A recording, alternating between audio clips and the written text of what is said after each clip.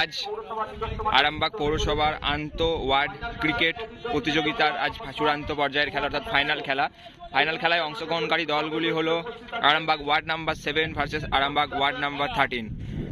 প্রথমেই প্লেয়ার পরিচিতির কাজ চলছে। মাননীয় পৌরপ্রধান সমীর ভান্ডারী মহাশয় উপস্থিত আছেন।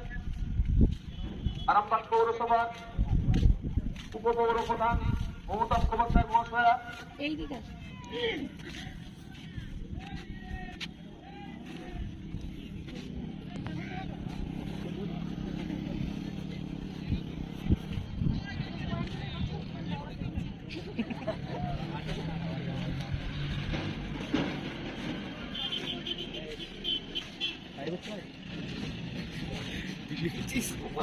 উপস্থিত আছেন 2 নম্বর ওয়ার্ডের কাউন্সিলর মাননীয় সুমামণি মহাশয়া, 13 নম্বর ওয়ার্ডের কাউন্সিলর রবীন্দ্রনাথ দাস এবং আমাদের ক্রীড়া কমিটির আহ্বায়ক রবীন্দ্রনাথ দাস মহাশয় এবং উপস্থিত আছেন প্রাক্তন খেলোয়াড়দের সঞ্জিত পণ্ডিত, রূপক মুখার্জি, আশিস রায় যারা আমাদের পরিচালন সমিতির মধ্যে আছেন এবং 7 নম্বর ওয়ার্ডের ওয়ার্ড প্রতিনিধি এবং আমাদের ক্রীড়া কমিটির অন্যতম অত্যন্ত সক্রিয় সদস্য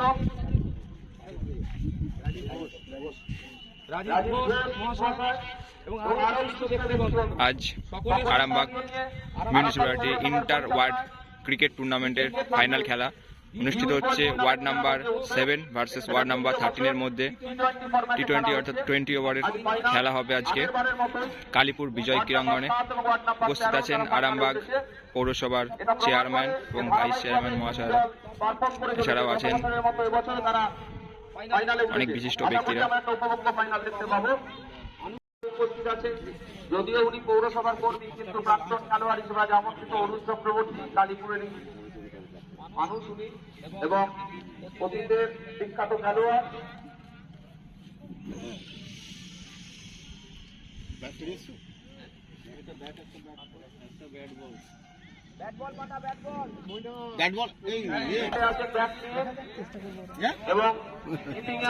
মাননীয় পৌরপ্রধান সমীর ভান্ডারী মহাশয় এই ফাইনাল ম্যাচের সূচনা করছেন।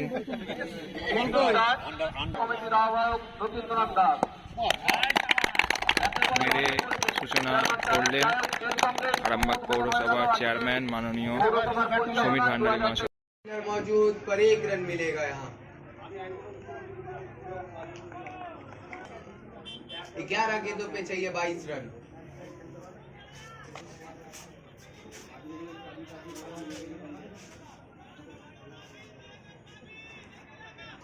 जरूरत है 2-3 खराब गेंदों की और बॉलिंग टीम को जरूरत है मात्र 2 विकेट की। देखा जाए क्या होता है आगे। ये ऊंचा मारा है, फील्डर मौजूद और फील्डर को चीरते हुए किनारे का पार, बड़ा छक्का यहाँ।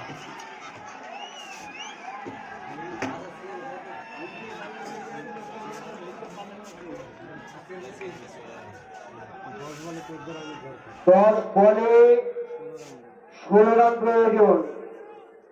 বললাম যে কোনো माहौल गर्म है और यहाँ प्रयास जोर से बल्ला घुमाया पर कोई करेक्शन नहीं, कोई रन नहीं यहाँ पर। और साथ ही साथ दोनों बल्लेबाज 19 गेंदों में 33 रन का पार्टनरशिप बना चुके हैं। जीतने के लिए जरूरत है 9 बॉलों पर 16 रन और बॉलिंग टीम को जीतने के लिए चाहिए 2 विकेट। देखा जाए क्या होता है। फुल टॉस उठा के मारा है, फील्डर मौजूद और यह कैच नहीं हो पाया। अच्छा प्रयास, अच्छा प्रयास, कैच नहीं हो पाया। बहुत ही असंभव कोशिश था यहाँ पर, प्रयास अच्छा किया था पर असमर्थ रहे यहाँ। अच्छी फील्डिंग राजेश पाइन की तरफ से।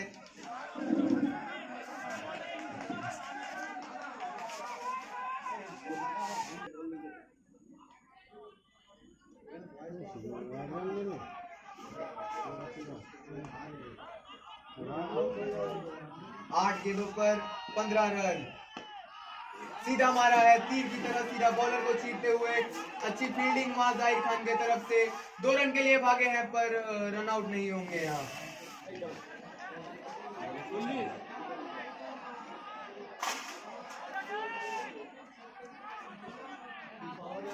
এই কে লাল ড্রেস পরা আছে ওকে সরাও তো লাইনে ভেতরে আছে এই লাল গেঞ্জি ভেতরে আছে ওকে বাইরে তো टॉस गेंद ऊंचा मारा है, फील्डर मौजूद पर कोई ये नहीं, छक्का मिलेगा, मैच घूम चुका है। अब परिस्थिति बदलते हुए 14 रन जरूरत है 7 गेंदों पर।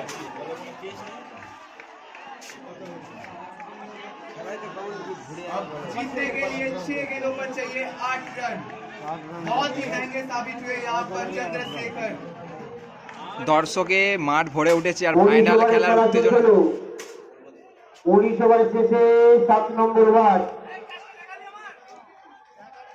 और यहाँ 8 উইকেটের বিনিময়ে 146 রান সংগ্রহ করেছে, অর্থাৎ শেষ 6 বলে জয়ের জন্য প্রয়োজন 8 রান।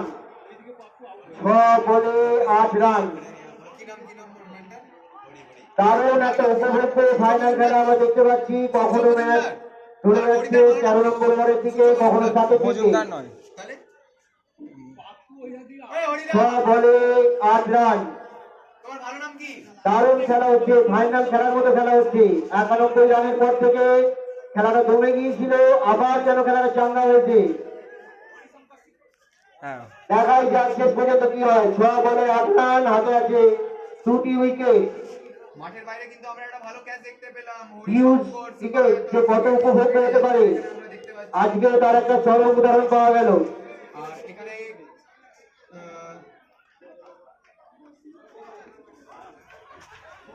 একবার মনে হচ্ছে 13 চ্যাম্পিয়ন হয়ে গেল, একবার মনে হচ্ছে 7 চ্যাম্পিয়ন হয়ে গেল। শেষ পর্যন্ত কি হবে দেখা যাক। 6 বল 8 রান প্রয়োজন, হাতে 2টি উইকেট। বল করছে ইমরান। জমজমাট চলছে খেলাটা। বল করতে এসেছেন শেখ ইমজাদ, অভিজ্ঞ বলার, আর সাথে ব্যাট করছেন পাপ্পু অধিকারীর সাথে সীমন্ত লায়েক। দুজনে কিন্তু একটি ভালো পার্টনারশিপ খেলেছেন। সীমন্ত লায়েক এখানে 13 বলে 23 রান, হাতে আর দুটো সাথে, উইকেট। পাপ্পু অধিকারী 12 বলে 15 রান করেছেন। শেখ ইমজাদের খাতায় একটি উইকেট নেই, এখনো 3 ওভার বল করেছেন 21 রান দিয়ে। বোলিং টিমকে জিততে গেলে কিন্তু এখনো 2টি উইকেট লাগবে, আর ব্যাটিং টিমকে জিততে গেলে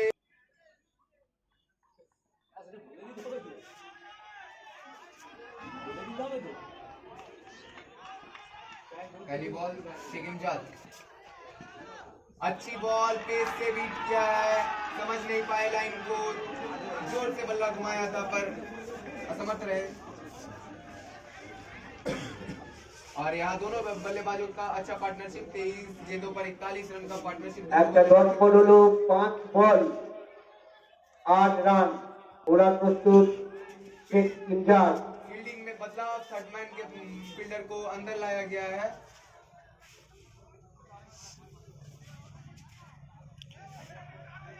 আরে একে বাইরে রাখো, সারা শুভমকে বাইরে রাখো, একটু একটু নড়ে গেলেই বল 4 হয়ে যাবে। तेज बॉल को चेक टू बॉल আর শুভম দৌড়াতেও পারবে না।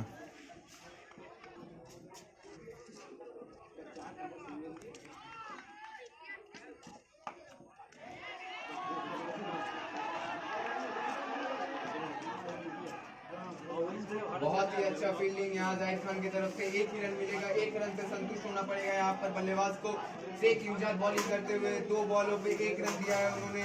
जीतने के लिए अभी भी चाहिए 4 गेंदों पर 7 रन। 4 বল বাকি, 7 রান করতে হবে, হাতে 2টি উইকেট। क्या मिलेगा हमें देखने को एक सुपर ओवर या एक तरफा मैच, एक तरफा खत्म होगा यह मैच, देखा जाए।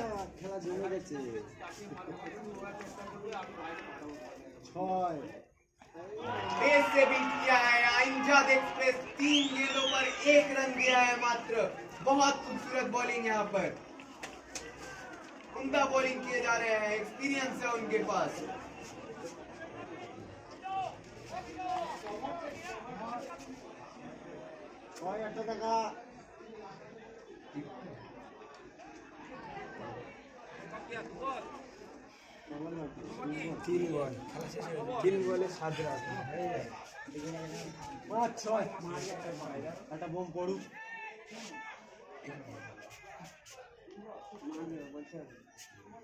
और फिर से फील्डिंग में हम यहाँ बदलाव देख सकते हैं। थर्डमैन को बाहर भेजा है, पॉइंट को अंदर खींचा है।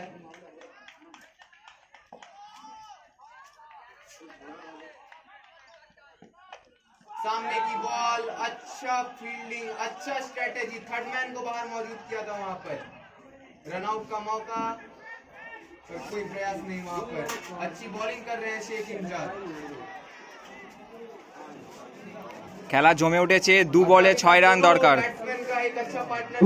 বলে 6 রান বাকি, আগে 2 উইকেট।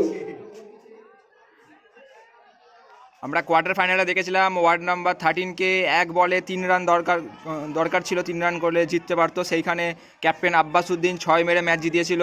এখানে ঠিক অপোজিট সাইড, তাদের 2 বলে 6 রান করতে হবে। দেখা যাক খেলার কি হয় ফলাফল। দর্শকবৃন্দকে বলবো আপনারা চোখ রাখুন কবিতা স্পোর্টসের ইউটিউব এবং ফেসবুক চ্যানেলে, যারা এখনো পর্যন্ত খেলার মাঠে আসতে পারেনি। बाउंड्री, एक बाउंड्री।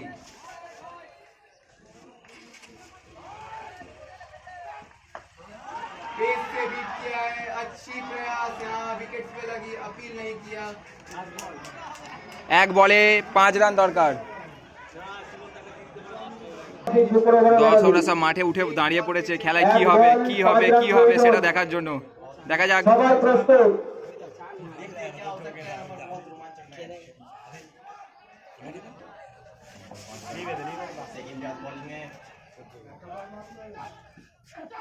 जीत लिया है, जीत लिया है मैच को वार्ड नंबर 13 ने। What a win!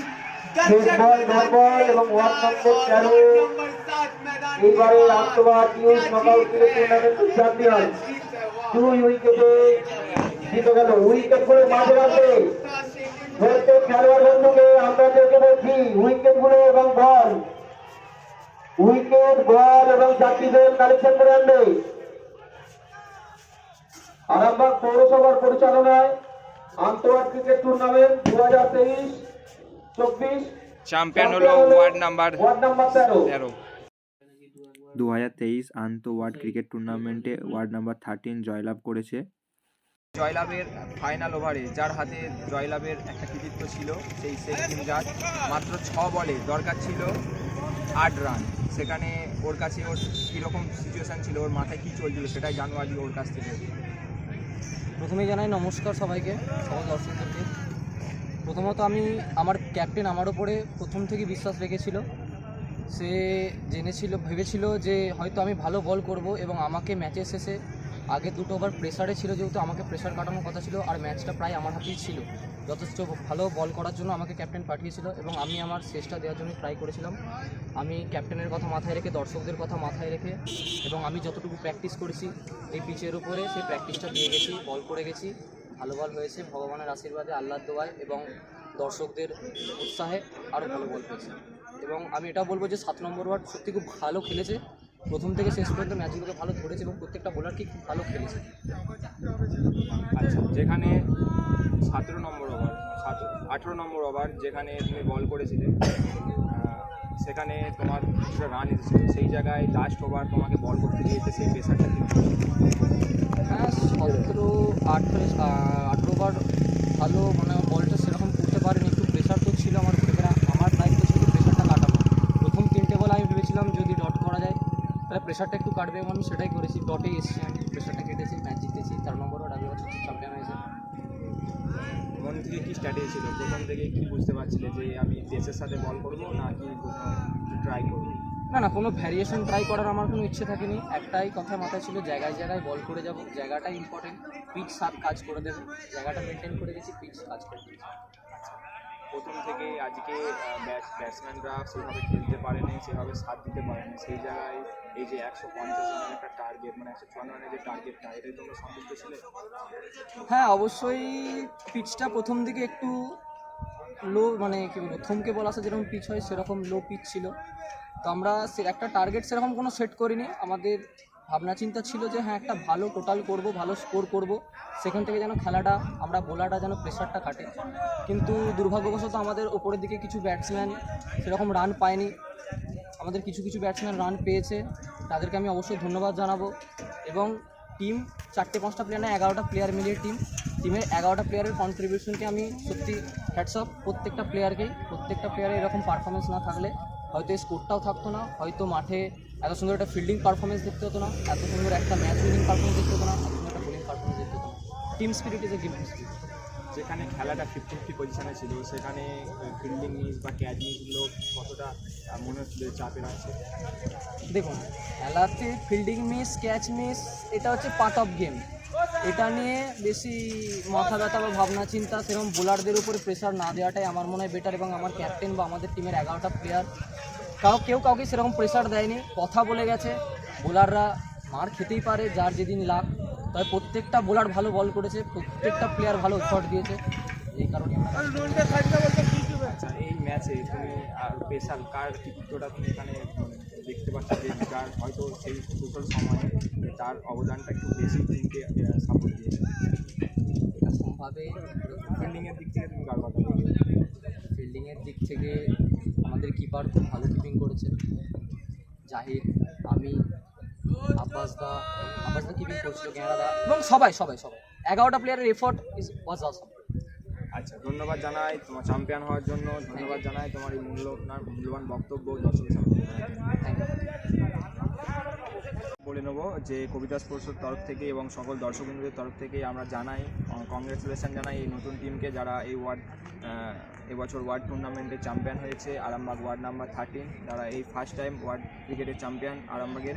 তার মধ্যে ক্যাপ্টেনকে পেয়ে গেছি, শেখ আব্বাসউদ্দিনকে অলরেডি দেখেছি তার টুর্নামেন্টে প্রথমে দেখে নকআউট স্টেজে তিনি তার টিমকে যেখানে একা হাতে টিমকে জয়লাভ করিয়েছিলেন সেই জায়গায় ফাইনালে নিয়ে এসে ঠিক সেরকমই সিচুয়েশান একটা ক্রিয়েট হয়েছিল, প্রথম থেকেই বারবার উইকেট পড়ে যাচ্ছিলো। সেখানে তোমরা কি খুশি ছিলে যে 150 রানে?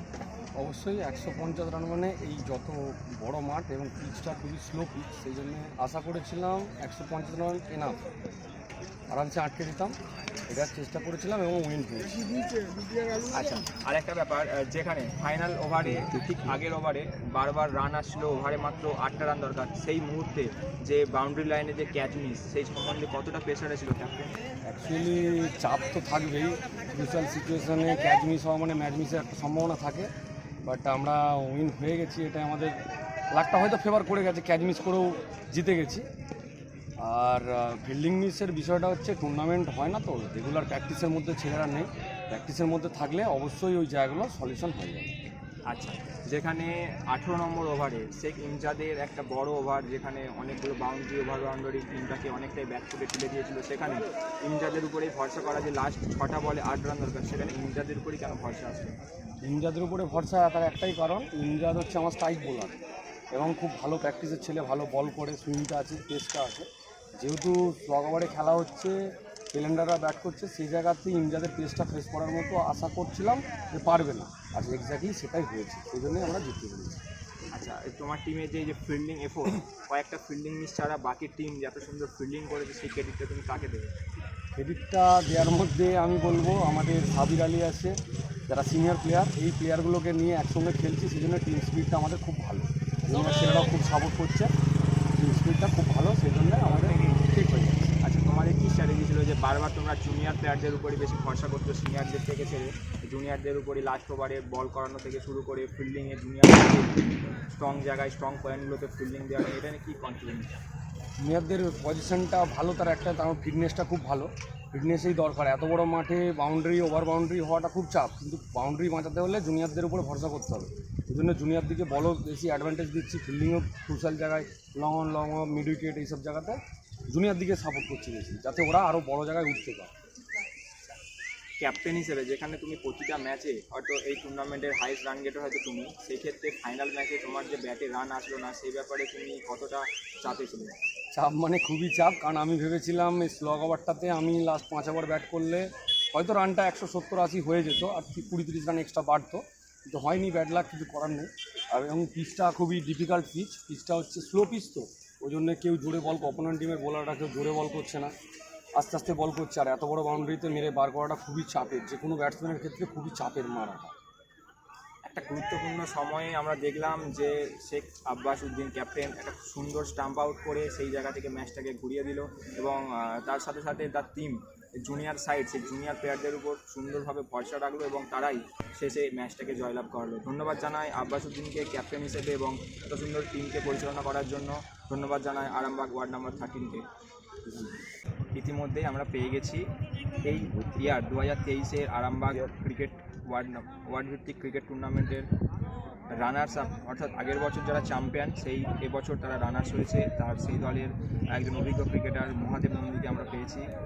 এই যে সিচুয়েশান, প্রথম থেকেই তাদের টিম ভালো বোলিং করছিল, সেই জায়গায় একটার পর একটা ফিল্ডিং মিস কতটা চাপে রেখেছিল? খেলাটার মধ্যে প্রথমের দিকে বোলিং খুব ভালো করেছে, কিন্তু ফিল্ডিংটা যে হারে বাজে করেছে, তো এই জন্যই আমাদের রানটা ওরা আজকে 154 রানের টার্গেট দিয়েছিল। যদি আমরা যে ক্যাচগুলো মিস না করতাম 9টা, তো আজকে রানটা হয়তো ওরা 100-র মধ্যে থাকতো, আমাদের হয়তো জিততে পারতাম। তো এই জন্যই ওদেরকে বলবো যে নেক্সট টাইম আমরা ফিল্ডিংটার দিকে বেশি জোর দেবো। মিডল অর্ডারের যে ব্যাটসম্যানদের কথাও বলবো, তারাও আজকে মিডল অর্ডার খেললেও ওপেনিং দিকে তাড়াহুড়োর জন্য উইকেটটা নষ্ট করেছে। আচ্ছা, প্রতি বছর আমরা দেখেছি যে সেরা শিরোপাটা ধরে রাখাটা অনেকটাই চাপে, যেখানে আগের বছর ওরা সেরা মানে অর্থাৎ চ্যাম্পিয়ন হয়েছিল, সেই জায়গায় এবছর যে চ্যাম্পিয়ন হওয়ার মানুষের যে আবেগ বা মানুষের যে একটা চাহিদা ছিল যে ওয়ার্ড নাম্বার 7ই হয়তো চ্যাম্পিয়ন হবে, সেই ব্যাপারে তোমরা কতটা চাপে ছিল? না, চাপ আমরা খেলাটাকে সত্যি কথা বলতে কি এনজয় সহকারেই নিয়েছিলাম, যে আমরা চাপ বলে কিছু নিইনি। কিন্তু খেলাটা যখন আমাদের হাতে চলে এসেছিলো, আমরা তখনও ফ্রি খেলেছি, যে ওরা 154 রান করেছে বলে নয়, আমরা প্রথম থেকেই গেলাম যে আমরা ম্যাচটা জিতে যাবো। কিন্তু মিডল অর্ডারে সবাই ব্যাটসম্যানের তাড়াহুড়ো করার জন্য শুধুমাত্র আজকে ম্যাচটা আমরা তাছাড়া। আচ্ছা, যেখানে লাস্টে সীমন্ত একা হাতেই খেলাটাকে টানছিল, সেখানে কি মনে হচ্ছিল যে আরেকটা অভিজ্ঞ ব্যাটসম্যান টিমের যে ছিল, মানে একটা অভিজ্ঞ ব্যাটসম্যান যদি থাকতো ওই জায়গাতে, তাহলে কি সুবিধা হতো টিমে? হ্যাঁ, অবশ্যই। আমাদের তার থেকেও টিমের মিডল অর্ডারে বললাম যে অভিজ্ঞ ব্যাটসম্যান থাকলে তো তারা খেলাটা মাথা সহকারে নিত, তাহলে রানটা আমাদের তাড়াতাড়ি সুবিধা হতো। কিন্তু আমাদের টিমের 11 জন প্লেয়ারের মধ্যে 4 জনের চোর, তাদের মানসিকতা মানে শর্ট রানটা খেলার যদি এনার্জি যেন তাদের ছিল না। সিঙ্গেলটা বন্ধ করার জন্যই আজকে এই রান ম্যাচটা, যে হারটা হচ্ছে 4 রানের হার, তো সিঙ্গেলটা স্টপ মানে না নেওয়ার জন্যই হারা।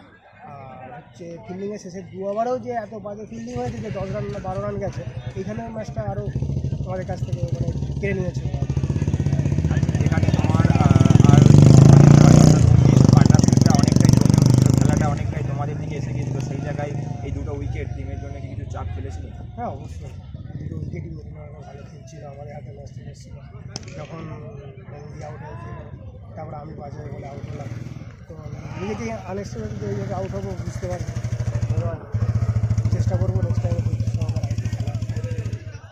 কোথাও কি মনে হয়েছে যে তোমাদের তুলনায় এগেনস্ট টিম যারা চ্যাম্পিয়ন টিমের ফিল্ডিংয়ের জন্যই হয়তো ওরা জিতেছে? অবশ্যই, তাই ওদের কাছে যাই উইকেট নিয়েছে, ক্যাচ ধরেছে আজকে এবং প্রতিটা ভালো যে আমাদের ক্যাচ ধরেছে। তো ওইখানে 19টা নম্বর ওয়ার্ডের যে খেলা হলো, এখানে ফিল্ডিংটাই তো বললাম, প্রথমে বললাম যে আমাদের ফিল্ডিংটা যদি 19 নম্বর ওয়ার্ডের এবং হ্যাঁ, অপোনেন্ট টিম ফিল্ডিং খুব সুন্দর করে 19টা ওয়ার্ডের যে খেলা হলো, সেই খেলায় ধন্যবাদ জানাই। খেলায় বিজেপি দল হয়েছে আমরা অনেক আমাদের শিখতে পারি। 4 নম্বর ওয়ার্ড চ্যাম্পিয়ন তারা এবছর রানার আর 7 নম্বর হয়েছে, কারণ আমরা জানি সেরা শিরোপাটা ধরে রাখা পরাজিত। সহজ ব্যাপার না, সেখানে আমাদেরকে লড়াই করতে হবে এবং যাক সেই খেলাটা শেষ হয়েছে। প্র্যাকটিসটা যতটুকু দরকার। আজকে একটা টেনিস ক্রিকেট হচ্ছে আমাদের এই মাঠেতে, নিয়ে পরের বছর তো চ্যাম্পিয়নের জন্য 12-18 নম্বর ওয়ার্ডের সিনিয়রদের খেলার টেনিস ক্রিকেট। মানে আমি সবাইকে বলবো না হলে তো নেক্সট টাইম যেভাবে ফাইনালে ওঠার এই খেলাটা চলছিল, সেইভাবে এই খেলাটা দেখার জন্য অনুরোধ করবো সবাইকে। আচ্ছা, যেভাবে টিম চাপে ছিল, ওদের ব্যাক টু ব্যাক উইকেট পড়ে যাচ্ছিল, সেই জায়গায় যে ওরা এই মাইন্ডসেটটা রেখেছিল যে আমরা শেষ পর্যন্ত লড়বো, এই মানসিকতার জন্য ওদেরকে সাধুবাদ জানাই। আর পরের বছর হয়তো ওরা চ্যাম্পিয়ন হবে সেই আশায় রাখবো, তার জন্য ওরা যথেষ্ট পরিশ্রম করবে এবং সেইভাবেই টিমকে তৈরি করবে। ধন্যবাদ জানাই আমাদের মহাদেব দাকে, ধন্যবাদ জানাই আমাদের সমস্ত টিমকে। Thank you. পেয়ে গেছি 2023 আরামবাগ আন্ত ওয়ার্ল্ড ক্রিকেট টুর্নামেন্টের ফাইনালের ম্যান অফ দ্য ম্যাচ অর্থাৎ জাহির খানকে, যে এই টুর্নামেন্টের ফাইনালে 4টি উইকেট নিয়েছে এবং তার অসাধারণ ফিল্ডিং আমরা দেখতে পেয়েছি। আচ্ছা, প্রথমে বলবো যেখানে ফাইনাল ম্যাচের তো প্রেসার একটা ছিলই, সেই প্রেসারে প্রথম থেকেই বারবার যে একটার পর একটা উইকেট পড়ে যাচ্ছে, সেই জায়গায় টিম কতটা চাপে ছিল? টিমটা প্রথম থেকেই চাপে ছিল। যখন আমাদের ফার্স্ট ওভার সেকেন্ড ওভার শুরু হয়, তখন আমার বোলার সাহেব একটু আজকে অনেকটাই আগের দিনের থেকে একটু বাজে বল করেছে। প্রথমে ক্যাচ মিস হয়, তারপরে উল্টো পাল্টা এদিক ওদিক বোলিং হয়, যার ফলে রানটা প্রথমের দিকে অনেকটা হয়ে যায়। মাঝখানটায় অনেকটাই খেলায় ভেতরে এসেছিলাম। তারপরে বোলার শটের জন্য, আমাদের দুটো বোলার শটের জন্য আমরা খেলাটাকে এত দূর নিয়ে আসা যায়। খেলাটা নাহলে 154 রান এইখানে এত বড় মাঠে আর এই উইকেটে মানে চেজেবেল নয় কোনো দিনই। তো আমাদের বাজে বোলিংয়ের জন্য আর কিছু বাজে ডিসিশনের জন্য আমরা আজকে এত দূর এসছে খেলাটা, নাহলে আমরা অনেক আগে জিতে যাই। কারণ আর যদি হেরেও যেতে পারতাম, যদি ভালো বল না করতো লাস্ট ওভারটা আমাদের স্ট্রাইক বোলার, তাহলে আমরা হেরেও যেতে পারতাম। কিন্তু লাস্টের আগের ওভারটা আমাদের যখন 3-6 হয়ে গেছে, তখন আমাদের অনেকটা প্রেসারাইজড হয়ে গেছিলাম আমি। তখনই ঠান্ডা মাথায় একটু ভাবলাম, কথা বললাম যে কী করা যায় বোলারের সাথে। তখন বোলার বললো আমার উপর ভরসা করো। তারপরে দেখছি ভরসা করলেও নিজেই, কারণ স্ট্রাইক বোলারের একটা দাম আছে, দ্যাটস ইট। যেখানে টিম তোমার উপরে ব্যাটিংয়ে অনেকটাই ভরসা করেছিল, সেখানে তোমার উইকেটটা কি তোমাকে অনেকটা চাপে রেখেছিল? অবশ্যই। আমি 3টে ম্যাচ গেল, 3টে ম্যাচে আমি একটা ম্যাচেও রান পাইনি। একটা ম্যাচে 9, একটা ম্যাচে 1, আর একটা আজকে 17 কি 18 সামথিং।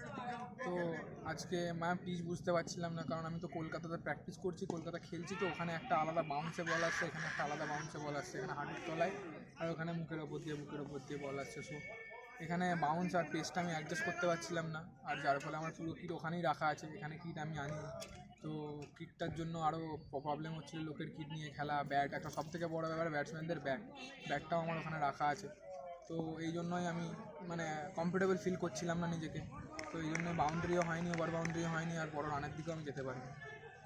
আচ্ছা, যেখানে খেলাটা অনেকটাই ক্লোজ ছিল, যেখানে একটার পর একটা যেমন উইকেট পড়ছিল, তেমনি সেই দিকে রানও আসছিল, যে একটার পর একটা ওভার বাউন্ডারি ট্রাই করে যাচ্ছিলো এগেনস্ট টিম, সেই দিকে ঠিক ফাইনাল মুহূর্তে ঠিক লাস্ট কিছুক্ষণ আগে হঠাৎ ক্যাচ মিস, সেই জায়গায় তোমরা কী ভাবছিলে? Catch miss part of the game, কিন্তু ওই সিচুয়েশানে ক্যাচ মিস করাটা মানে প্রেডিক্টেবল না। তো ক্যাচ মিস করা, এটা রিকভার করাটাই হচ্ছে আমাদের কাছে সবথেকে বড় পাওনা। তো ওখান থেকে আমরা রিকভার করেছি ক্যাচ মিস করে, তো এটাই আমাদের কাছে সবথেকে বড় পাওনা। এবার ওখান থেকে যদি আমরা হেরে যেতাম, আমার 2টো ক্যাচ যেটা এসেছে, আমি 2টো ক্যাচ ভাইটাল নিয়েছি, ওই 2টো ক্যাচ মিস হলেও অনেকটা পেছিয়ে যেতাম। বাট আমি ছিলাম বলে আমার ওপর নিজের ওপর ভরসা ছিল, আর আমি জানতাম যে আমার কাছে বলে আমি ধরে নেব। তো ওইখানে 2টো উইকেট অনেক ভাইটাল। তো ক্যাচ ওই যেমন ক্যাচ মিস হয়েছে, তো আমার 2টো ক্যাচও ভাইটাল হয়ে গেছে। আচ্ছা, ঠিক ওই জায়গাতে যেখানে কুশল জায়গা, মানে আমরা যেখানে লং অফ দেখেছি, লং অফে তুমি নিজে থেকে ফিল্ডিং করছিলে, ওখানে কি ক্যাপ্টেন তোমাকে রেখেছিল, না তোমার মনে হচ্ছিল যে টিমের ওখানে বেস্ট ফিল্ডার হিসেবে আমারই ওখানে থাকা দরকার? না, দেখো, প্রথম থেকেই ক্যাপ্টেন আমার ওপর ছেড়ে দিয়েছিল। ক্যাপ্টেন অ্যাজ এ টস করতে যাচ্ছিলো প্রত্যেক ম্যাচে, সো আমার মানে ফিল্ডিং দায়িত্বটা পুরো আমার ওপরেই ছেড়ে দিয়েছিল ক্যাপ্টেন, যে তুই মাঠটা দেখ, তুই অ্যাজ এ এক্সপিরিয়েন্স, তুই এখানে দেখ, তুই খেলাটা ভালো বুঝবি। তো আমি পুরো প্রথম থেকেই মাঠটা চালাচ্ছিলাম। তো আমি প্রথম থেকে যেহেতু মাঠটা চালাচ্ছিলাম, ক্যাপ্টেন বলতে গেলে আমাকেই বলছিল। তো এবার আমার কথাই সবাই মাঠে শুনছিল, এবার আমি চেঁচালেও আমার কথাতেই সবাই প্রেসারাইজ হচ্ছিলো, আবার আমি ভালোভাবে কথা বললে আমার কথাতেই সবাই কথা শুনছিল।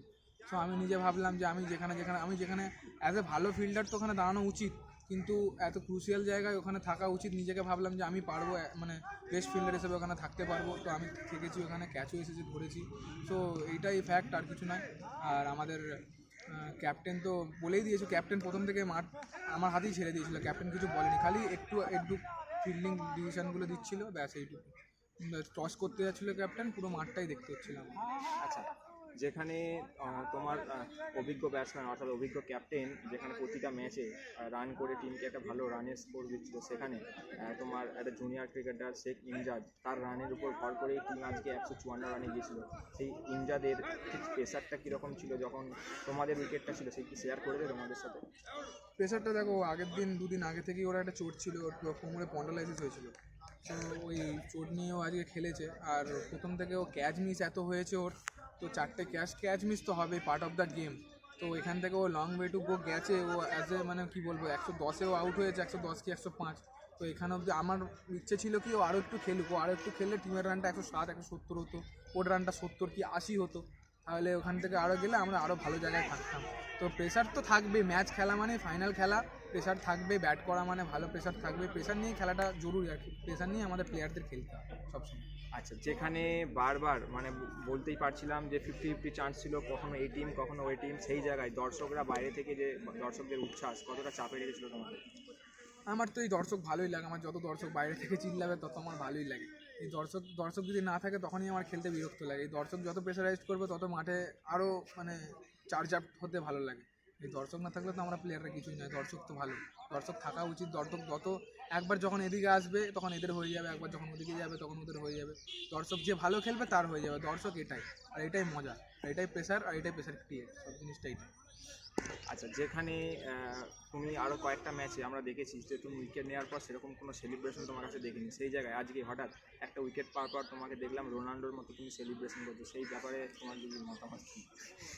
রোনাল্ডোর মতো নয়, এমনি মনে হলো করে নিলাম, এটা আবার কোনো মতামত কিছু নেই, খালি মনে হলো এটা আউট ছিল, এবার আউট দিয়েছে, একটা ভালো ব্যাটসম্যানকে আউট করেছি, হ্যাঁ ভালো ব্যাটসম্যানকে আউট করলে সেলিব্রেশন করতে হয়, এবার নর্মালি সেলিব্রেশন করি। এটা কি দর্শকদেরকে দেখানোর জন্য ছিল? হ্যাঁ, ওরা আগের বছর মানে আগের বছর আমরা ওদের কাছেই হেরেছিলাম, তো ওরা বলেই রেখেছিল এরকম এখন এই বছরে জিতবো, তো ওদেরকে দেখানোর জন্য। আর আগের বছরও আমাকে 2টো স্লগ সুইপ মেরেছিল ব্যাটসম্যানটা ভালো, মিড উইকেটের ওপর দিয়ে 2টো 6 মেরেছিল, তো এই বছর ওকে আউট করতে পেরে আমার খুব ভালো লাগছে, এই জন্য আরও সেলিব্রেশনটা করলাম, মাথায় এলে করে দিলাম। আচ্ছা, আগের বছরে তাহলে তোমরা হার থেকে কিছু হয়তো রেখেছিলে যেটা তোমরা কামব্যাক করবে বলে মনে মনে চিন্তা ছিল, তাই তো?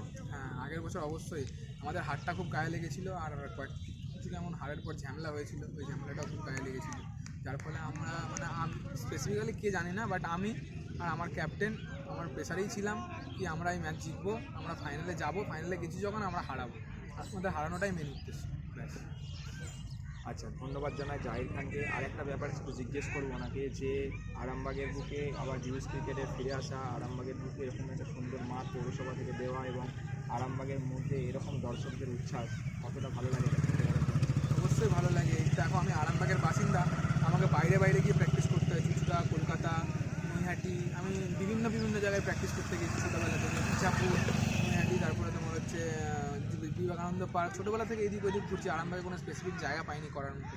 সো এখন আরামবাগ ডিউস ক্রিকেটটা ফিরে আসছে থেকে আমার খুব ভালো লাগছে, আর আদি যারা আসছে মানে বাচ্চা ছেলে যারা খেলছে নতুন তাদেরও খুব ভালো হবে, আর এখান থেকে তো খেলতে পারলে বাচ্চারা তো আগে যদি ভালো খেলে তখন আমাদের ভালো লাগবে, আমরা যে জায়গাটা পাইনি ছোটোবেলা থেকে ভালো একটা ইনফ্রাস্ট্রাকচার ওরা যদি পায় তাহলে তো আমাদের দেখতে পেলে অনেক ভালো লাগবে।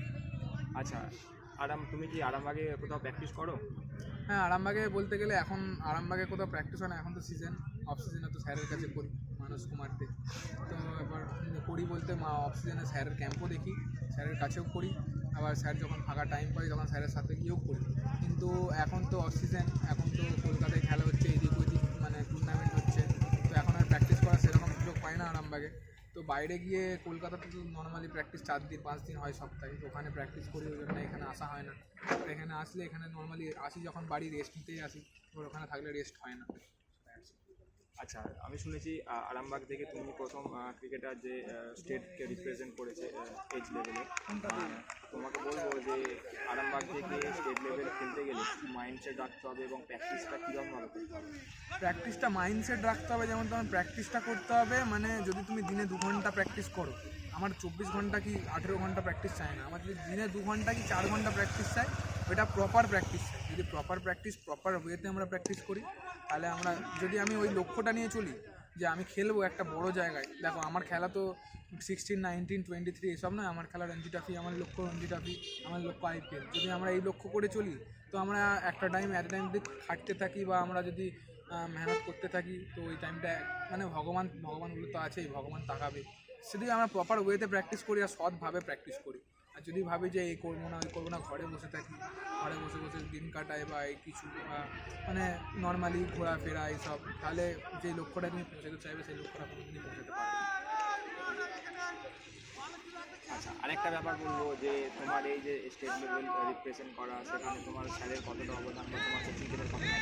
অবশ্যই আমার স্যারের অবদান তো অনেক বেশি, কারণ আমি যখন 2014 সামথিং যখন 14 ট্রায়ালে যাই, তখন আমার স্যারই আমাকে নিয়ে আসা, স্যারের কাছেই থাকা, স্যারের পরামর্শ অনুযায়ী চলা, আমার তো বলতে গেলে আমি এখন আমার মানস কুমার দে স্যারকে বা ওরফে পাপা স্যারকে আমি তো নিজের দ্বিতীয় বাবা বলে মানি, কারণ উনি আমাকে মানে ছোটোবেলা থেকে সব দিক থেকে হ্যান্ডেল করে এসেছেন, আমার বাবা তো অত শিক্ষিত নয়, বাট আমার যে পাশে ছিল ছোটোবেলা থেকে সে মানস কুমার দে স্যারই ছিল, এবার আছে এখনও আমার সাথে, মানে এখনও যেইভাবে ছোটোবেলায় আমাকে হেল্প করে গেছে, যেইভাবে পরামর্শ দিয়ে গেছে, এখনও সে ওইভাবেই দেয়, আর ওইভাবেই আমাদের বড় হওয়ার মানে কথা বলে যায়।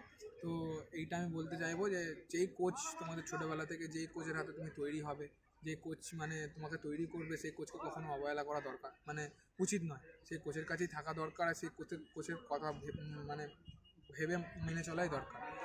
মানে এইরা বড় বড় ক্রিকেটাররাও সেম ওয়েতেই হাঁটে, যেমন বিরাট কোহলি, MS ধোনি, তার ছোটোবেলার যে চাইল্ডহুড কোচ যারা আছে তারা এখনও তাদেরকে রেসপেক্ট করে, তাদেরকে সেই জায়গায় রেখেছে। আর আমার তরফ থেকে তো আমার মানস কুমার দে স্যার, পাপা স্যার তো আমার এখন বলতে গেলে আমার ক্রিকেটের মানে পিতা। এটা আমার, ওকে আমি যতই বড় কোচ আছে, অনেক বড় কোচ এসেছে, প্রণব রয়, প্রণব নন্দী, তারপরে হচ্ছে তোমার এইদিকে আদার্স অনেক বড় বড় কোচেস আছে যাদের আন্ডারে আমি জেনেছি, ভিশন সিং বেদি, ঠিক আছে, যত বড় বড় কোচ আছে। কিন্তু আমার স্যার যেটা বলে, আমার স্যার যেটা মনে করে যে আমার এটা বেটার হবে, আমার এটা করলে বেটার হবে, এটা থেকে আরও বেটার করতে পারবো, দ্যাটস স্যারের কথাই শুনেই আমি চলি। আর সেটা তো সাকসেসও পেয়েছি, আর সেটা আশা করি আগের দিনে সাকসেসও পাবো। আচ্ছা, যেখানে দেখেছি আমরা 19-20 সিজনে কোভিডের জন্য অনেক ক্রিকেটার খেলা ছেড়ে দিয়েছিল, অনেকের মাইন্ডসেট চেঞ্জ হয়ে গেছিলো, সেখানে মানুষের খেলার দিকে আগ্রহ পাচ্ছিল না, মোবাইল গেম সেই সময় মানুষের মধ্যে একটা অন্য ধরনের জায়গা বিস্তার করে দিয়েছিল। সেই জায়গায় আবার জুনিয়র ক্রিকেটারদেরকে তুমি খেলার মধ্যে ফিরে আসার জন্য কী বলবো? জুনিয়র ক্রিকেটারদের যাদের দেখো মনোবল আছে, তাদের সব থেকে আমি দোষ দেবো আমার মানে আমাদের ওয়েস্ট বেঙ্গলে যারা লকডাউনে মানে ভেতরে চলে গেছে, মানে খেলাধুলো ছেড়ে দিয়েছে। অনেকে তো মানে ঘরের প্রেশার তো আছে, যারা একটু এজেবল হয়ে গেছে 21-22 বছর, তাদের একটু ঘরের মধ্যবিত্ত ফ্যামিলির প্রেশার আছে। কিন্তু যারা মানে খেলা গেম ফেমের জন্য যদি খেলা ছেড়ে দিয়ে থাকো, তারা আবার খেলা ফিরে আসো, কারণ তাদের দোষ মা বাবার বেশি দোষ দেবো, কারণ মা বাবাকে প্রেশারাইজ করার বেশি দরকার, আর মা বাবাকে পাশে থাকার জন্য বেশি দরকার। যেমন এই ক্রিকেটটা যদি সাফল্য না পাওয়া যায়, তখন সবথেকে বড় মানে মূর্তি হয়ে দাঁড়ানো সেটা হচ্ছে মা বাবা। মা বাবা যদি পাশে থাকে, মা বাবা যদি সাপোর্ট করে, তাহলে দেখবে একদিন সাকসেস তুমি পাবে। ব্যর্থ হচ্ছে, ব্যর্থর ফলে সাকসেস তুমি পাবে, সাকসেস আসে। তো আমি এটাই বলবো যে লকডাউনে যারা ক্রিকেট ছেড়ে দিয়েছো, অভাবে যারা ছেড়ে দিয়েছো, তারা অভাব মানে কাটিয়ে যদি ক্রিকেটটা খেলতে পারো, যারা ভালো খেলো, যারা ক্রিকেট ওয়েতে আছো, তারা আবার খেলো। আর যারা ফোনের চক্করে বা এইদিক ওইদিক ঘোরার চক্করে যদি খেলা ছেড়ে দিয়ে থাকো, তারা ফোনটা রেখে, ফোন কিছু নেই এই দুনিয়াতে, ফোন তুমি অনেক ঘাঁটতে পাবে, কিন্তু একবার এজটা চলে গেলে একটা কথা আমার স্যার একটা বলেছিলেন, দেবেশ স্যার একটা কথা, আমি দেবেশ চক্রবর্তী কাছেও কোচিং নিয়েছি, তো দেবেশ স্যার একটা কথা বলতেন যে যদি সময়কে তুমি নষ্ট করো, সময় তোমাকে একদিন নষ্ট করে দেবে। তো এই জিনিসটা একটু সবাইকে খেয়াল রাখতে হবে, সময়কে নষ্ট করো, সময় নষ্ট করলে সময় তোমাকে নষ্ট করবে। আরামবাগের বুকে আরও জুনিয়র ছেলেদেরকে তুলে আনতে গেলে কি আরামবাগের বুকে আরও টুর্নামেন্ট হওয়া দরকার, বা আরামবাগের এই ওয়ার্ড ভিত্তিক খেলাটা কি লিগে পরিণত হওয়া দরকার? হ্যাঁ, আমি যেমন আগেও বলেছি, লিগে পরিণত হওয়া দরকার। আর সবথেকে বড় ব্যাপার জুনিয়রের মানে এখন সিনিয়রদের টুর্নামেন্ট হচ্ছে, সিনিয়রদের টুর্নামেন্ট হলে আমরা জুনিয়রদেরকে দেখতে পাচ্ছি না। তো জুনিয়রদের এখন টুর্নামেন্ট হওয়া বেশি দরকার। আন্ডার 14, আন্ডার 15, আন্ডার 16, এখন 3টা কোচিং ক্যাম্প আছে আরামবাগে। 3টা কোচিং ক্যাম্পের মধ্যে বাইরের কোনো ছেলে একটা টুর্নামেন্ট অর্গানাইজারই করে আরামবাগেরই, আর বাইরের ছেলেরা আসবে খেলতে আন্ডার 14 থেকে আন্ডার 19-এর মধ্যে। ওই এজ ভিত্তিক টুর্নামেন্টগুলো যদি আরামবাগে করানো যায়, তো আরও অনেক ভালো ভালো প্লেয়ার আমরা দেখতে পাবো উপহারিত। আর জানি না, এখনও আরামবাগের ভেতরেই অনেক ভালো ভালো প্লেয়ার আমাদের রয়েছে, যাদের আমরা এখন খেলা হচ্ছে না বলে আমরা দেখতে পাচ্ছি না। যদি খেলা হয় আমরা অবশ্যই দেখতে পাবো, এই খেলা করানো উচিত। তুমি কি এরকম বলতে চাইছো যে সিএবি বা ডিস্ট্রিক্ট লেভেলে যেভাবে সিনিয়রদের সাথে দুটো করে জুনিয়র বা একটা করে 18 ক্রিকেটারকে অ্যাড করা হয়, যদি এক্সপিরিয়েন্স তাদের বাড়ে, সেরকম কি বক্তব্য? হ্যাঁ, সে তো অবশ্যই, সে তো আরও ভালো হয় যদি দুটো একটা 15 একটা 19 থাকে। এই সিনিয়র খেলা হচ্ছে, আগে পরের বছর যদি লিগ হয়, আমি পৌরসভাকে একটা অনুরোধ করবো যে প্রত্যেকটা টিমে লিয়েন প্লেয়ার যদি নাও থাকে, আমার যদি ওয়ার্ড ভিত্তিকই হয়, তাহলে একটা করে জুনিয়র প্লেয়ার, একটা করে 19 প্লেয়ার বা একটা করে 15 প্লেয়ার, দুটো যদি মানে করতে পারে পৌরসভা, তো খুবই ভালো হয়। তো যদি একটা করেও যদি আমরা পাই আন্ডার 15 কি আন্ডার 19, সেটাও ভালো হবে, কারণ আমরা জুনিয়র ছেলেগুলোকে দেখতে পাবো, আর জুনিয়র ছেলেগুলো আমাদের খেলতে পারবে। কারণ যদি আমরা এইটা কোটাটা যদি না রাখি, তাহলে আমাদের সব সিনিয়র প্লেয়াররাই খেলবে, আর যেমন দীর্ঘদিন ধরে যারা খেলে আসে তারাই খেলবে। আমার ছোটো ছেলেগুলোর মানে চান্স কিছুই হবে না, মানে ছোটো ছেলেগুলো খেলতে পারবে না মন খুলে। তো আমি এটাই পৌরসভাকে অনুরোধ করব যে আরামবাগ মিউনিসিপ্যালিটি, আপনি এই খেলাটা করাচ্ছেন, খুবই মানে ভালো হচ্ছে, খুবই আরও করান, আমি চাইবো খুবই করাতে, ভালো করে করাতে। তো একটা অনুরোধ, আন্ডার 15 কি আন্ডার 19 একটা খালি কোটা আপনারা পরের বছর রাখুন, যাতে আমরা জুনিয়র প্লেয়ারগুলোকে দেখতে পারি বা জুনিয়র প্লেয়ারগুলো ভালো খেলতে পারে। আরামবাগ সাব ডিভিশনে প্রায় 300-র মতো ছেলে প্র্যাকটিস করে, কারণ 5টা কোচিং ক্যাম্প রয়েছে আরামবাগ সাব ডিভিশন। এর মধ্যে আরামবাগে আছে 3টে, এবং কামারপুকুরে আছে, এদিকে আছে আরামবাগের ময়ালে আছে, খানাকুলে আছে। তো এই যে একাডেমিগুলো চলছে, এত ছেলে প্র্যাকটিস করছে, এদের জন্য কি আরামবাগ লিগে সুযোগ পাওয়াটা অনেকটাই সুবিধা হবে, না ডাইরেক্ট কিছুটা লিগে খেলাটা সুবিধা? অবশ্যই আরামবাগ সাব ডিভিশনে আমি পৌরসভাকে এটাই বলছি, আরামবাগ সাব ডিভিশনের মধ্যে আন্ডার 15, আন্ডার 19 জুনিয়র প্লেয়ারদেরকে একটা করে চান্স দেওয়া হোক। আরামবাগ সাব ডিভিশন, ওটা আরামবাগ ওয়ার্ড ভিত্তিক না হলেও হবে। একটা করে জুনিয়র প্লেয়ার এমন কিছু ফ্যাক্টর করবে না এবার সবাই প্লেয়ার সিলেক্ট ভালো ভালো প্লেয়ার খুঁজতে থাকবে, আর ভালো ভালো আরামবাগ সাব ডিভিশন থেকে উঠলে তো আমাদের আরামবাগেরই নাম হবে, থোড়ি বাইরের কারোর নাম হবে। সো আমি পৌরসভাকে রিকোয়েস্ট করবো যে আরামবাগের সাব ডিভিশন থেকে একটা করে প্লেয়ার 15 কি 19 যেটা ভ্যালুয়েবল মনে হবে পৌরসভার, সেটা যেন একটা করে পরের বছর যাতে এর থেকেও ভালো করে আরও করে, পৌরসভাকে রিকোয়েস্ট করবো, আর এর থেকেও যেন মানে পুরো আরও ভালো ইনফ্রাস্ট্রাকচারে করে।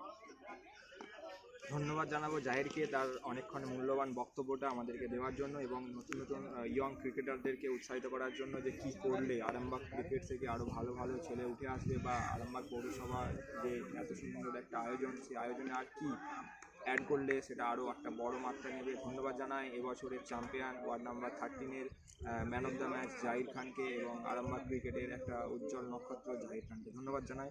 Thank you.